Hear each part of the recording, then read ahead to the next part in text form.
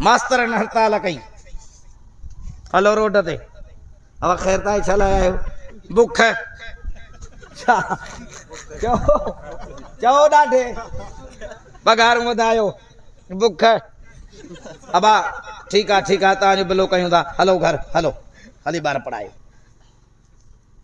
ऐं ॿारनि जी पढ़ाई एक जो ॾूं ॿिजूं अठ हलो कापी करे पास बाबा पहिरियों नंबर आयो आहे सम्झो था न तव्हांजो हल मास्तर विया वकील मैदान ते काराकोट अब ख़ैर दाई छा थियो बुख चओ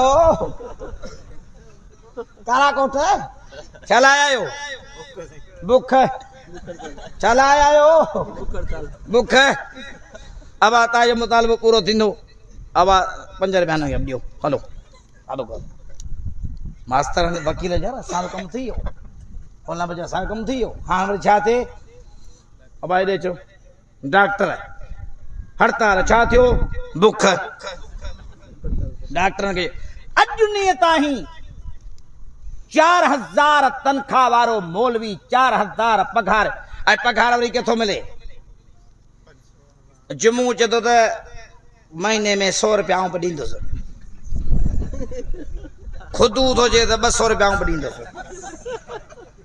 खेरू चए थो त 50 रुपया आउं ॾींदुसि मैं छॼां जो खेरूअ खे हेॾे मुंड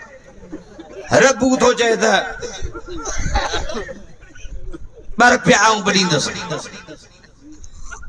पहली तारीख हाफ़िज़ के पगार ॾियण वारो बच्चा इंतजार में वेठा आहिनि न्यायूं इंतजार में 4000 रुपया हाफ़िज़ वेचारे जो पगार दिल जे दर्द खां था दाहूं कयूं मज़ाक कोन्हे असां मज़ाकनि जे ख़िलाफ़ आहियूं 4000 वेचारे हाफ़िज़ जो पगार आहे 100 बि मिले पियो कीअं अवा किथे आहे नबन किथे आहे वेठो अवा तो चयो त हाफ़िज़ साहब खे पगार मां फोड़ी करे ॾींदुसि सभिनी खां वठी अब केरु आहे खुदू आहे उन जो 100 रुपया ॾींदुसि खुदू त आहे कोन किथां वियो खुदू चवंदा वञा पियो ॼाम ॼाता रहे मिले ते पोइ भला हिन दफ़े नथो ॼां ॿिए दफ़े कुर्की 5 रुपया पगार जा था मिलनि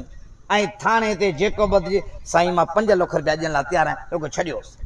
रब चयो तई चुप करे वेही रहो तव्हांखे मां खाराईंदुसि हेॾां सिधा आहिनि हिन खे हेॾां सिधो कंदुसि सम्झो था नथा सम्झो बीमारनि जा धक थाननि जा धक चोरनि जा धक रब चयो पाण हेॾां लुटाईंदा आहे जा कोन्हे अॼु ॾींहं ताईं मुंहिंजा मौलवी बुख हड़ताल जे करे मैदान ते कोन आया मौलाना अब्दुल गफूर कासमी रहमतुल्लाह अलैह फरमाईंदो हो त जॾहिं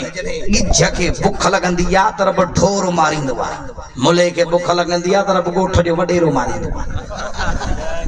चओ ॻाल्हि ग़लति थो कयां अब मौली साहब